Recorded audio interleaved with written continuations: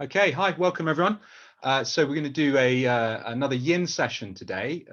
Always trying to mix things up as much as possible. I would recommend that in any type of physical endeavor that you're engaging with, whether it's sport or even kind of like, book stuff. You don't want to be reading the same stuff all the time. Variety is the spice of life. So we're going to do a bit of yin today.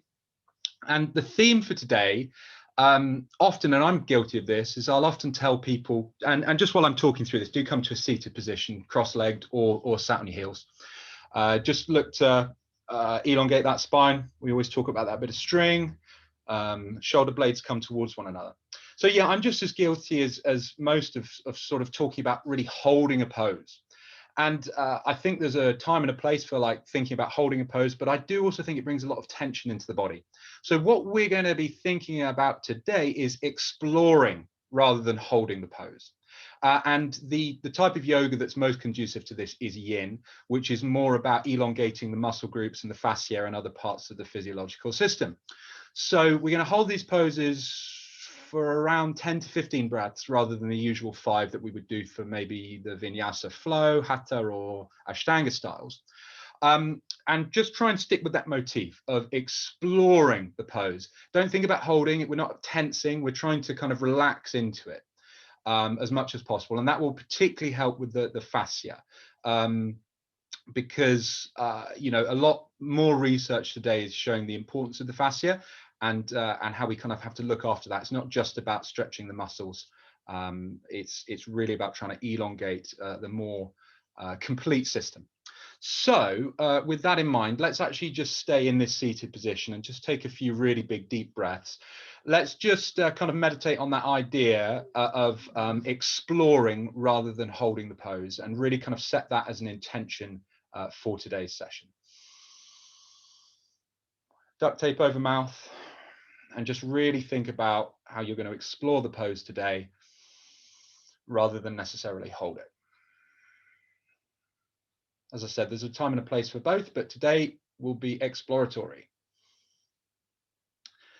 Okie dokie. So let's come to a standing position now on the mat.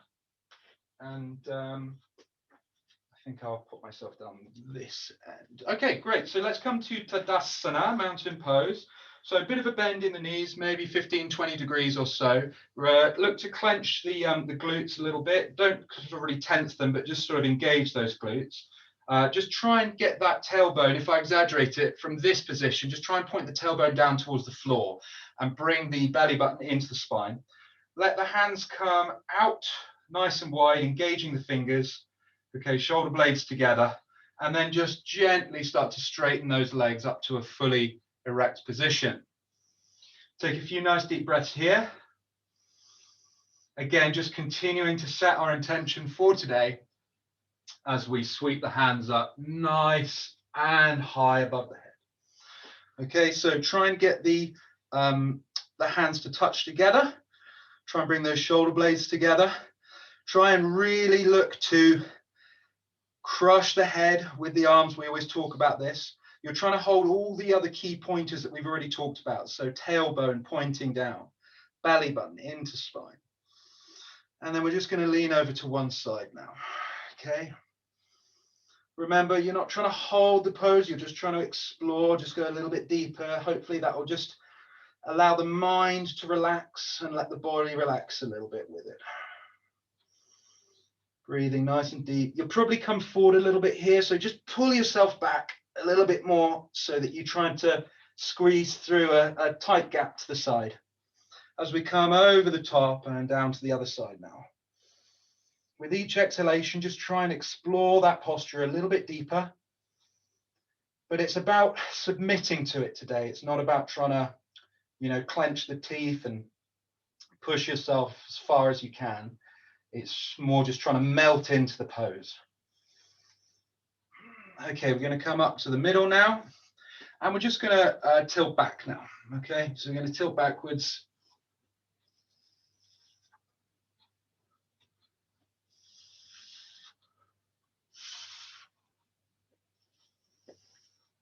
And the hands are just going to come lightly behind the back now. And I'll show you side on. We're going to come into a Tadasana variation here with the hands coming up at the back. So again, tailbone down, belly button into spine, shoulder blades obviously very much together because your hands are together. And what we're going to do just very slowly over the course of a few breaths is we're just going to start to come down into a half bend position. So the hands stay linked and they go up high into the air. And we're just going to come into this kind of L shape. Obviously the arms make the L shape a bit redundant. I wouldn't know quite how to describe this. A symbol I don't recognize, but it's an L shape with the body and the arms are just kind of pointing out.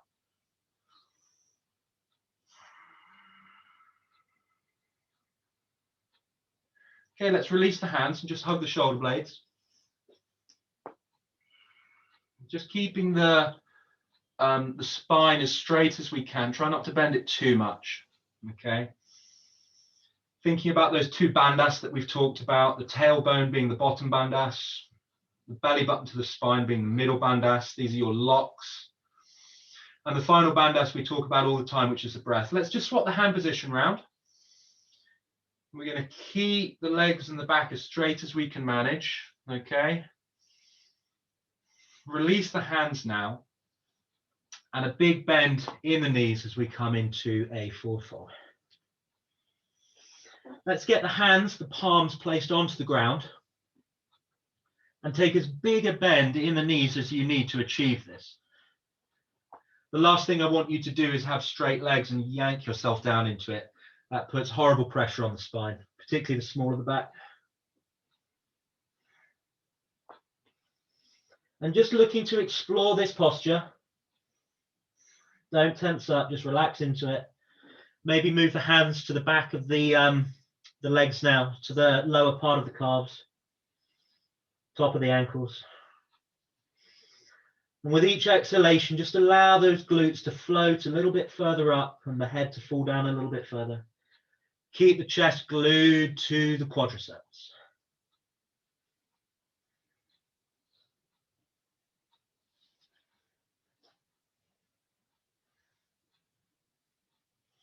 And we'll half bend. So straight legs, straight back here.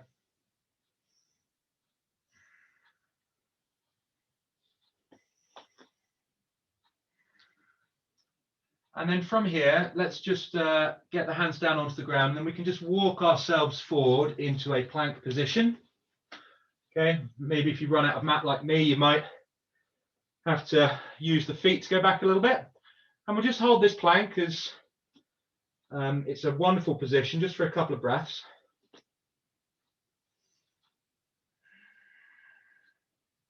And from here, just nicely, gently down through Chaturanga. Point those toes back. We'll sweep into an upward dog. We won't hold this one for 10 to 15 breaths because it might well cause you a lot of discomfort. So let's just kick back into a downward dog. Let the head hang down. Let the hands push the mat away from you. Look to push the chest towards the knees. And look then to finally lower the heels towards the ground. Just breathing nice and deep. We'll take a good few breaths, maybe 15 to 20 breaths here in downward dog. One of the most important poses, I would argue. And remember, don't tense up here, just explore the pose. We're not holding it today, we're exploring it, we're going to melt into it.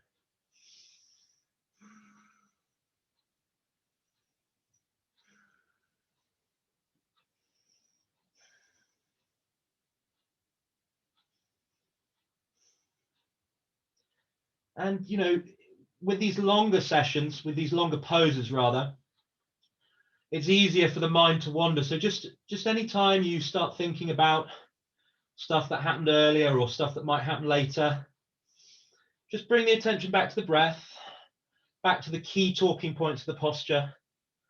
For example, in downward dog, I often end up tensing my neck a little bit too much when I lose concentration. So it's just remembering to let the head hang down.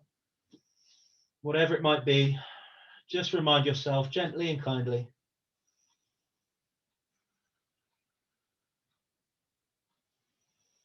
From here, we're going to take a big step forward with one foot. It doesn't matter which one, to be honest. Okay, we're going to lunge and then just turn to the side.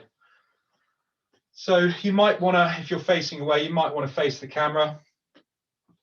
But honestly, as always in yoga, however you want to be, if you're wearing trousers like me, maybe just pull them up a little bit over the knees, otherwise they might ride down a little bit in a moment. And let's spread the hands nice and wide. We'll take a few breaths here, just in this starting position. Look to bring that belly button back in towards the spine. Look to point that tailbone down. I often didn't really fully understand these terminologies when I first started. So let me just explain what I mean by these two terms. By point the belly button down, what I mean is almost imagine, it's going to sound a little bit odd, but imagine you're trying to take a wee, right? Okay, you're almost engaging that pelvis so that the tailbone points down a little bit further rather than sticking out like a tail would maybe in a dog or something. Okay, so imagine you're trying to, obviously, if you really need the loo, this isn't going to work so well, but just imagine you're trying to push a bit of urine out, and you'll just see that your tailbone naturally sinks down, that your hips align themselves to a nicer position. And that's really what the bottom bandhas is. By belly button into spine, what we really mean by that is just bring the abdominal muscles in closer to the spine so that you are engaging them to a greater extent. And that will just give you a really strong pillar in the middle of your body. And if you think about really good form for a lot of sports, running and lifting weights and all types of things, they actually incorporate good bandhas positions as well. So let's bring the hands onto the hips as we start to come down into a half bend. Okay, elbows pointing up-ish towards the sky. And then we're just going to allow the hands to come down. Downward dog is a very important pose, as is this one, wide-legged forward fold. Okay. So we're still in our half bend position, hands on the ground here. Maybe widen that stance a little more just to find a comfortable place. And then very gently, very slowly, start to bring the head down towards the floor.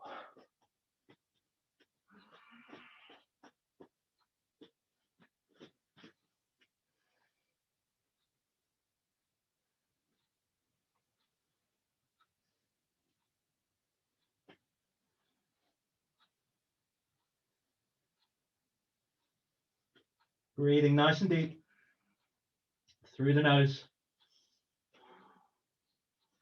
Try not to tense up too much, just explore the posture.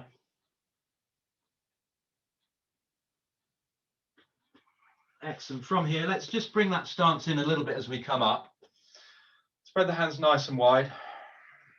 Okay. And then we're just going to turn out to the side a little bit. Okay. So the front leg is going to be pointing forwards, so away to the side here. This back leg is still pointing towards the camera. We're going to transition into our warrior two. Okay.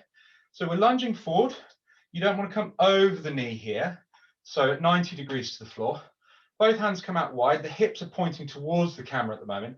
And then we're going to look over that front side of the body now. Okay. Now it might be the case that this back arm has come a little bit away. So just check that that's nicely lined up as well. And maybe you're leaning a bit far forward or a bit far back. So just try and center yourself off there. Hips stay nice and wide here in warrior two. This is certainly a pose that I don't do enough of. I'm more of a fan of warrior one myself and warrior three, but warrior two has a lot going for it. So what we're going to do, we're going to get that front foot now pointing towards the camera. We're going to turn the back foot into the front foot, so that points towards the other wall or wherever you are. And again, let's just lean into what is now the front foot, what was the back foot. Let's spread those hands nice and wide. If we are leaning too far forward or too far back, we're just going to center ourselves off nicely here.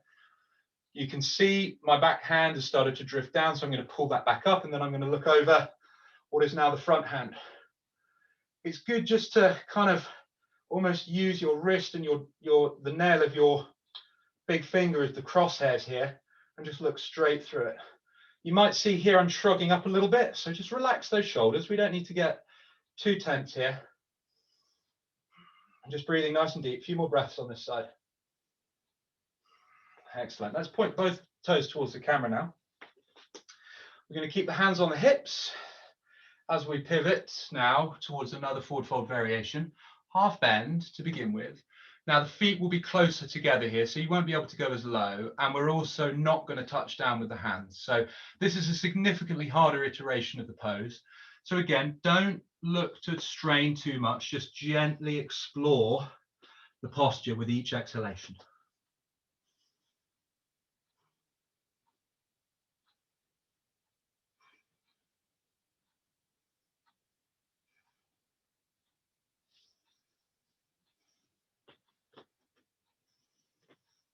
Always returning to the breath whenever the mind wanders. Just repeating that mantra to yourself about exploring, not holding today.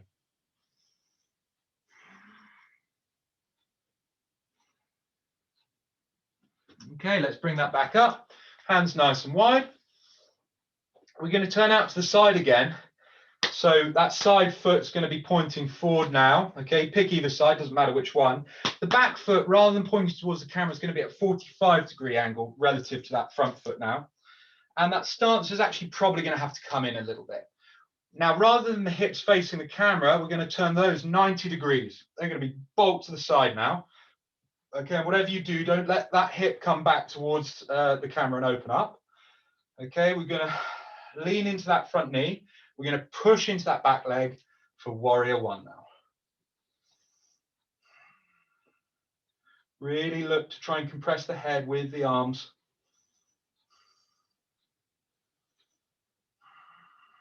Breathing nice and deep through the nose.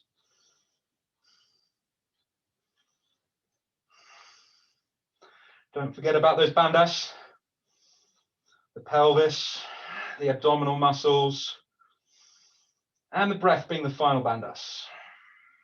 Now in yoga, we talk about locking the energy in. I don't think we're using energy in a particularly Western scientific way there, but certainly the idea of trying to maintain a focus inside the body, I think, is a really important one. Let's just flip this the other way around now. So front foot becomes back, back foot becomes front. Let's lower the hands just so that we can get those hips lined up nicely to begin with. Really push through that back foot now. Lean into that front foot. Then the hands can extend. Don't let that hip fall backwards. And we'll take about 10 breaths on this side as we did for the other side.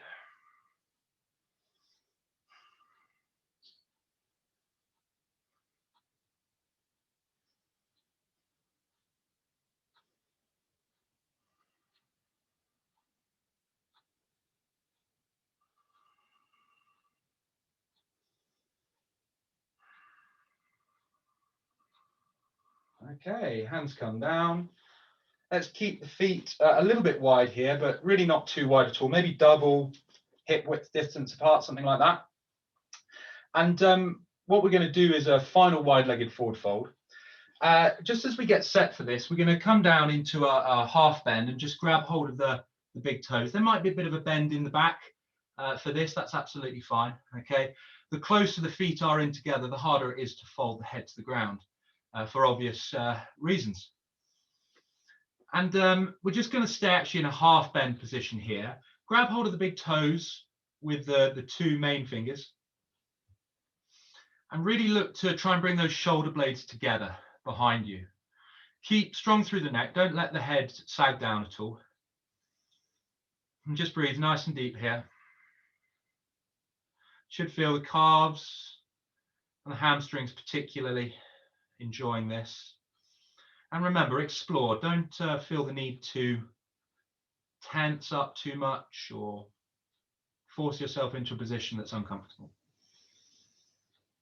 So breathing nice and deep. And really, if we're thinking of bandhas today, the third bandhas that I've been referring to, the breath lock, is it's really about hearing the breath. When I say hear the breath and really kind of feel the breath, it's about a loud breath, which just, in yogic terms, helps keep that aforementioned energy in the physical system. But really, it's about intention, I think. That's how I view it, at least. Everyone views it in a slightly different way, of course.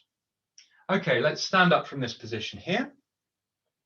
And what we're going to do now is a runner's lunge variation. I think we'll do the standing. No, actually, let's come down. Let's come down and just sit on our heels. We'll do a slightly better variation of runner's lunge, which will also allow us to do a little bit of work on our quadriceps as well, which are an often neglected muscle. We tend to focus on the muscles on the back of our legs and forget this really big, important muscle on the front. So we'll just take a couple of restorative breaths, maybe pull the skin from under your knees, because sometimes it can get caught in front of the knees and pinch in the position that we're going to. So just kind of grab hold of that and just pull it out from underneath. I don't want to jinx things, but the foxhound is being particularly well behaved today. I'm sure that can change any minute. But so far we will enjoy the peace and quiet. So what we're going to do, we're going to step forward with the left or the right foot. I'm using left first, so maybe come with the left as well. And we're just going to come into this grounded lunge here. So back knee on the ground. Let's just shift the weight forwards a little bit. You should just feel that skin then pull back towards that back foot. Wonderful. So what we're going to do here, we're just going to have hands on hips for a little bit. Okay. And you should start to feel, as we bring that weight forward, I'm going to exaggerate the motion here, forward there. You should start to feel the quadricep begin to engage.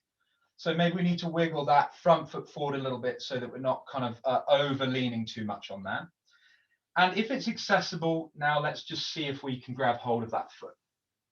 Okay. So breathing nice and deep. Just pulling that foot now up towards the glutes. Breathing nice and loud. Belly button into spine. Coccyx down towards the ground. Thinking of those bandhas today. It's always easier in these sort of yin type sessions to think about bandhas a little bit more than we would maybe in the more active sessions like Ashtanga or Vinyasa.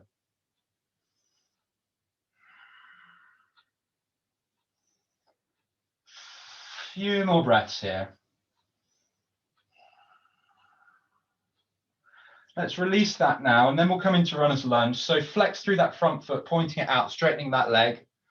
Okay, so that leg straightens nicely. And then what we're going to do, we're going to keep it straight back. We're just going to pivot. Okay, down towards, so flex through that foot. Let's get those toes pointing up. Brilliant. Okay, hands come down onto the ground. Once you've reached your limit, we'll just take a few breaths here at the limit to begin with. So keeping that back as straight as you can. Okay, once the pelvis stops you going any lower, just really try and work a few breaths in just to see if you can get a little bit lower. And now take a big breath in and let's really arch the spine, bring the head down towards the knee.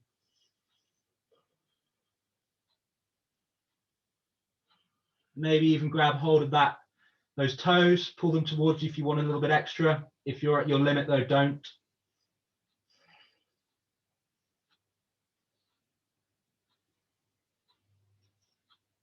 Brilliant. And we're going to swap the feet around now. So left becomes right, right becomes left. And yeah, again, let's just get that center of gravity forwards a little bit here. Okay, hands onto hips, and we'll just play around with this for a few breaths. Normally we'd launch straight into it, but yin's much more about taking our time and exploring the postures as we've spoken about already. Okay, so really look to start to try and get that weight forward. You should start to feel that in the quad now. And of course, stay here if you can't get hold of that back foot. I probably should have said that last time. But if it is accessible to you now, just see if you can grab hold of that back foot. You'll notice that there are certain postures that we do every time in sessions. It's because, you know, you don't want to reinvent the wheel. Sometimes I go to yoga classes and we do different stuff every time. And that's great. Certainly is good to do different things. But I would also argue that there are certain key postures that are really worth doing. And this is one of them, just to give your quads a little bit of extra breathing space. So we'll do a few more breaths here, 5, 6, 7 more breaths here. Really looking to just try and explore into the deeper territories now while not tensing up too much.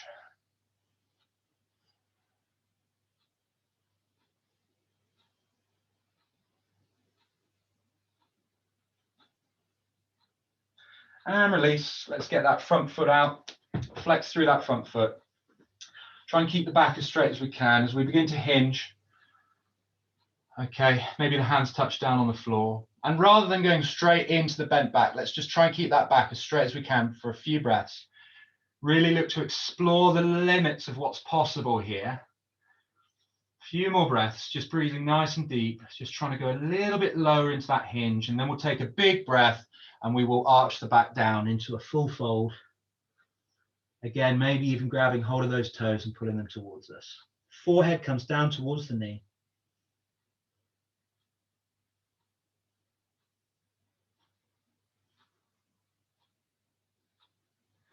Brilliant. Okie dokie. Let's come to a seated position now. I'm going to stay sideways. Probably best to say sideways, actually. Normally seated, we face one another. But for this, we want to be staying long on our mats. So what we're going to do, we're just going to roll back into the egg position here. Okay. So just grab hold of your shins, pull them into the chest as close as they'll go. Let the head come down towards the ground. I'm going to take a few big deep breaths. We're going to flex through the foot here. We're going to rock side to side, give that spine a nice free massage.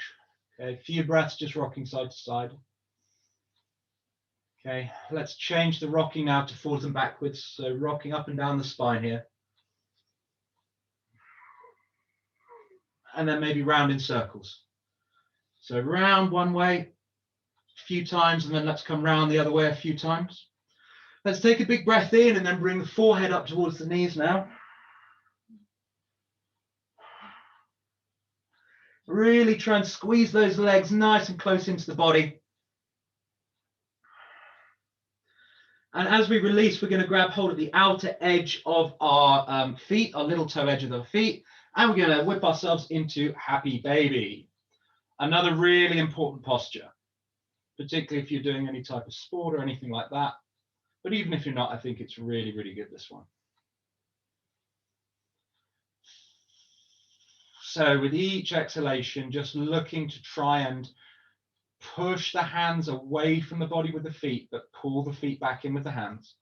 Look to try and get as many points of contact with the spine on the ground as you can.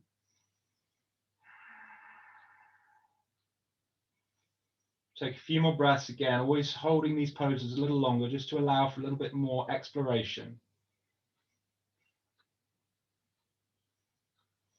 And let's bring the knees towards one another now, feet towards one another. And what we're going to do, we're going to keep hold of them, but we're going to try like a reclined forward fold. So we're going to whip the feet above the head and just try and bring them down as close to the floor as we can.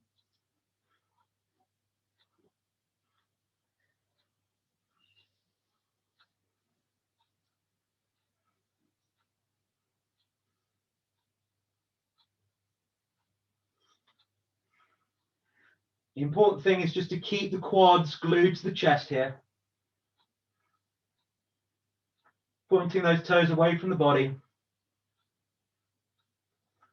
And let's let the feet, the soles of the feet now touch down onto the mat. And we'll just come into a nice easy bridge. If you've got the wheel available to you, you can go into the wheel, but let's, as we're going to be holding it quite a long time, maybe don't just whip into that straight away. Look to really engage those glutes. Try and keep the knees as close to one another as you can, shoulder blades towards one another. You can even wedge the hands underneath to try and get a bit of extra purchase into this stretch if you want, just to go a little bit higher.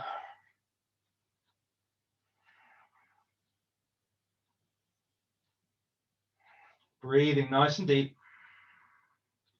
Never afraid to hear that breath. With each exhalation, just try and get that pelvis a little higher off the ground.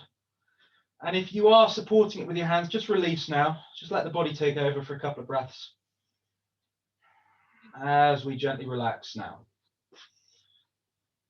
Just push the feet away from you. We're not going to come to Shavasana just yet. What we're going to do instead is we're going to bring the right knee, and we're just going to place it into the left elbow crease here, okay? So right knee comes to left elbow crease, and you are just going to then allow as many points of contact with the spine as you can. flexing through that foot that's elevated. In fact, flexing through both feet, I would say. Okay, and just look to hug that knee now into the left side of the chest, towards the left nipple with the left elbow. Okay, so right knee to left nipple. Breathing nice and deep. It's kind of like a reverse pigeon, kind of. It's certainly a glute stretch, that's for sure, which I would argue is what pigeon is.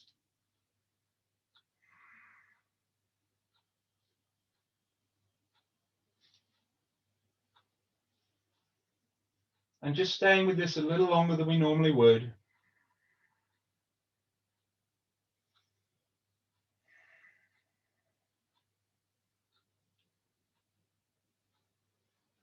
What we're going to do now, we're going to swap elbows. So we're going to keep that knee in the air, and we're just going to hand it over. Well, we're actually going to hand it over to the right hand now. And what we're going to do is we're going to place that right hand on the left side of the calf, and we're just going to really open our gate here. Okay, we're going to push that. Groin of ours down towards the ground. Try and keep both glutes on the ground. Don't allow that left glute to come off the ground. Try and keep both shoulders on the ground. Try and keep as much of the spine on the ground as you can. So this is quite an intense posture if you've not done much hip opening before. So just be careful, be kind.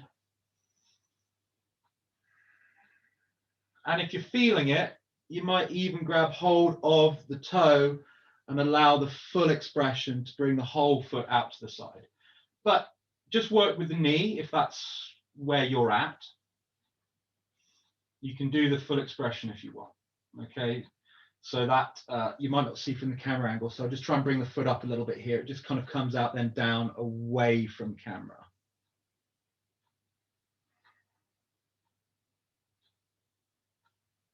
Brilliant. Okay, let's release that, and let's now bring the left knee into the right elbow crease. Flexing through both feet again. Try and keep as much of the spine on the ground as you can. That right shoulder is going to be in the air a little bit. That's okay. But try and get as much of the back on the ground as you can.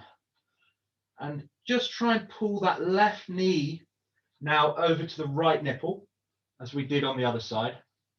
Still flexing through the feet.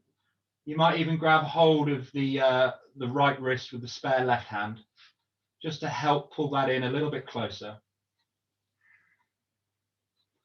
And again, just working with that breath. Explore the poses.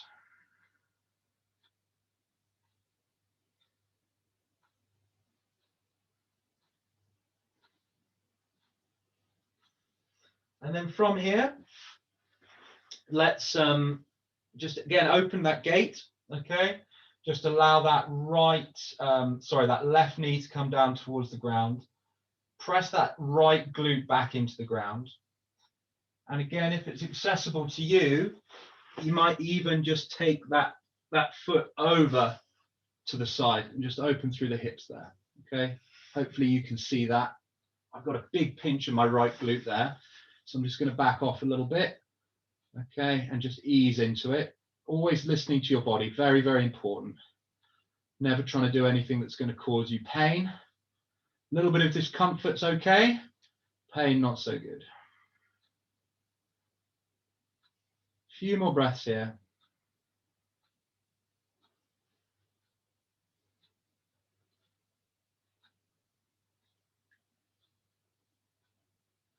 And release. So we've got our final posture here. I'm just going to have to give myself a bit of extra room. You can stay where you are, okay? We're going to come for some supine twists here. Just trying to work out how best to do this with the camera angle. I'll tell you what, let me just talk you through it. Hopefully you'll be able to see. So come into a semi-supine position, so heels on the ground, kind of exactly where you were, but knees in the air basically. And what we're going to do, gentlemen, maybe just if anything's got caught, just unhook that because you don't want to get it trapped between the legs. And let's just cross the left leg over the right leg. Okay, and what we're going to do, we're just going to gently with the right hand place that onto the left knee and gently allow the body to tip down towards the right. The left knee is now going to come down to the right hand side. We're going to extend away with the right hand, keep extend away with the left hand, keep the left shoulder glued to the ground, and the right hand just helps us go a little bit deeper into posture here. So I do apologize for completely butchering the instructions, but we have the left knee crossed over the right leg. We have the left shoulder on the ground, left hand away from body, and the right hand on the left leg, just helping pull it down to get deeper into posture. Our line of sight is over the left shoulder, looking at the left hand. So there's quite a lot of information for the supine twist, but once you get into it, it's beautiful, beautiful twist. If anyone does want a little bit more, you can maybe extend that left foot away now, catch hold of it with the right hand. I think you should be able to maybe see it before it comes out of line of sight of the camera. And if you want even more, you can grab hold of the right foot with the left hand here and come into the full expression of the pose.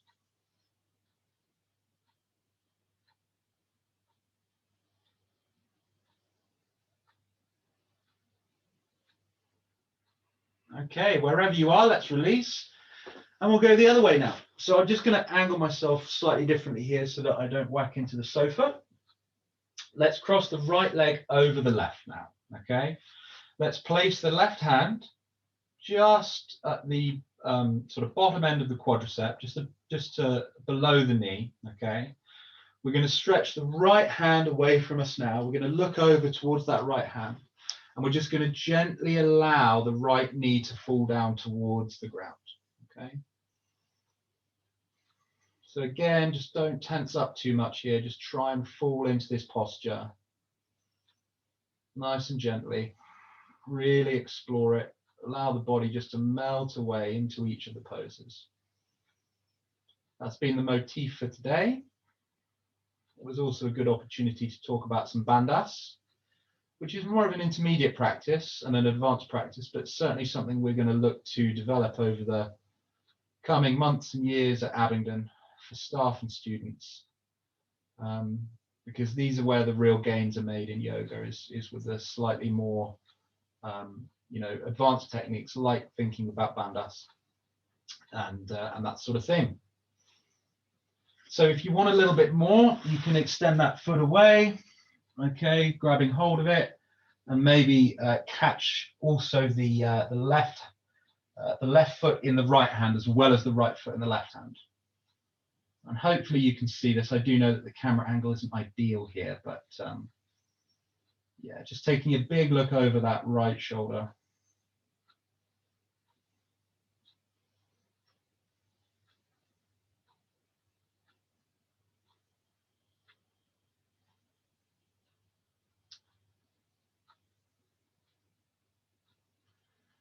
Okay, so wherever you are, just come into a reclined position now.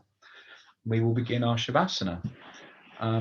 So please do just allow the feet to extend away from the body. Do please allow the neck just to relax, allow the jaw to relax, palms facing up now, feet mat width distance apart, and just start to take some nice deep breaths in corpse pose, in Shavasana. And even though yin isn't the most explosive or dynamic form of yoga, it's certainly taxing, particularly on the fascia, which we mentioned at the beginning of today's session. So the Shavasana just gives you the opportunity just to help the body find that place of stillness, if you like. Sort of just allows the mind as well just to sort of remember everything that's happened today, and just allowing that all to soak into our neurological system. I know that's not a particularly scientific way of phrasing it, but yoga's rarely scientific. We can hear that the dogs are enjoying this too, so apologies for any of the background noises, but let's just close the eyes down if we haven't already, And just find a place of stillness, soft focus on the breath. And I really just want us to focus on that breath today.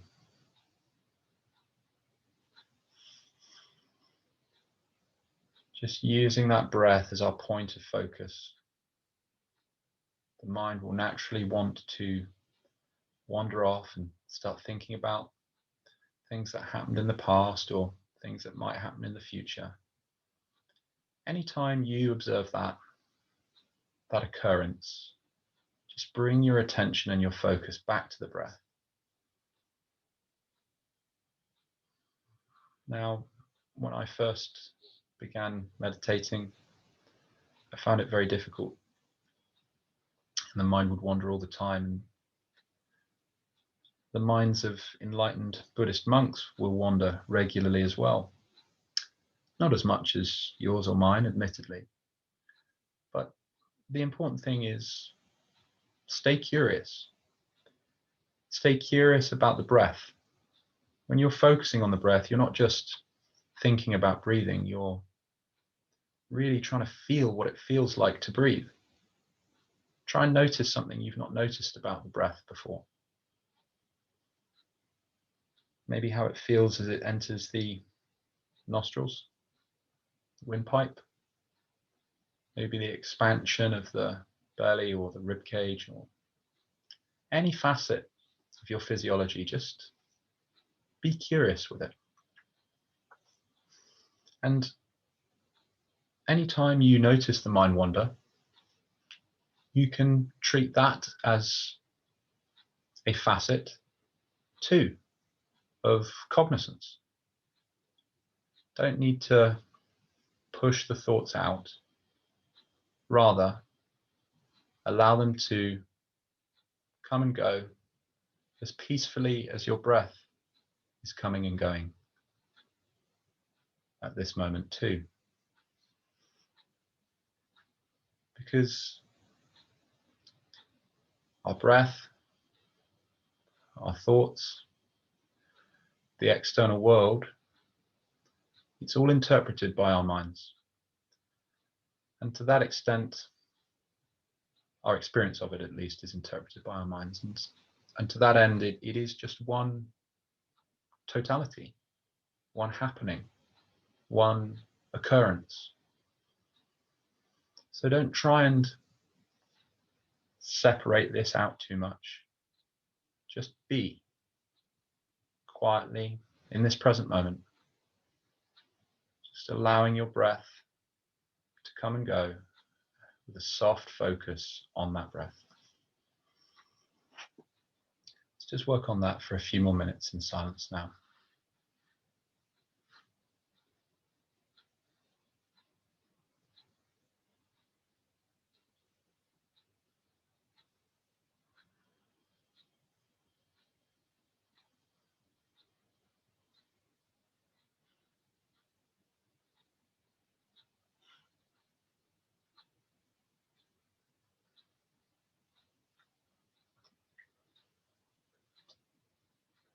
Anytime the mind wanders, just bring that focus and attention back to the breath.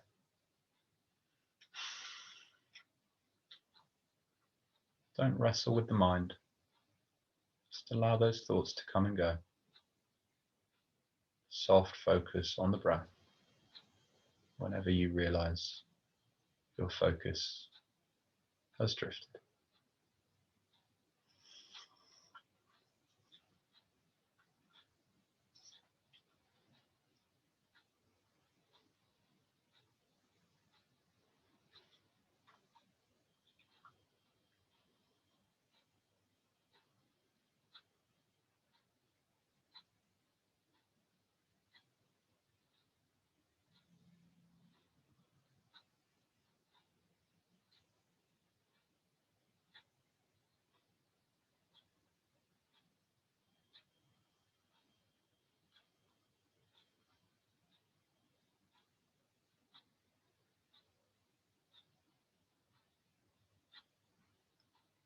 Just another minute or so in this relaxed position. Just breathing and being, finding that stillness in the mind, or not. Both are perfectly acceptable positions.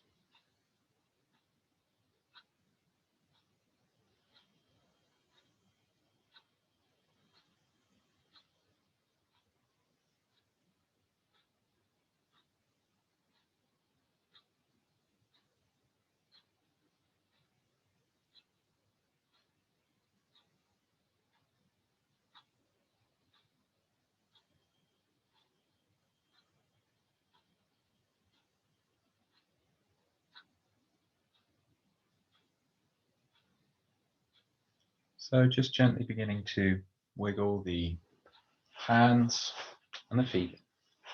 Just bring a little bit of energy back into the body.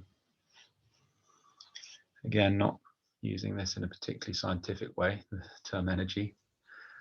Just a little bit of movement. Blinking the eyes open and in your own time, coming to a seated position. As always, it's a real pleasure to share this practice with you. I think the most important thing to take away from today's session is that it doesn't always have to be about holding the pose. It can be very much about exploring, about melting away into the pose, and just about being. As we were talking about with that meditation, just allow those thoughts to come and go. Don't push them away. They're always going to be there. It's a real necessity in evolutionary terms that we have them. They're not going to go anywhere. And if you didn't have them, as Ruby Wax says, it would take you 10 years to brush your teeth. You need them, but they can also be a distraction. They can also be a problem. But it's not about trying to force them out. It's about accepting them and just working with them in the present moment. And that will allow them to slowly dissipate through a wonderful complex array of chemical processes, which I have no idea about. But the more you do it, the more you build those positive neurological pathways towards greater contentment and greater stillness inside the mind. So as always, if you have any questions, do get in touch. I guess all that is left to say, as ever, is thank you very much, and offer you all a namaste. So thank you, everyone. Do take care, and look forward to hopefully seeing you again soon. Bye for now.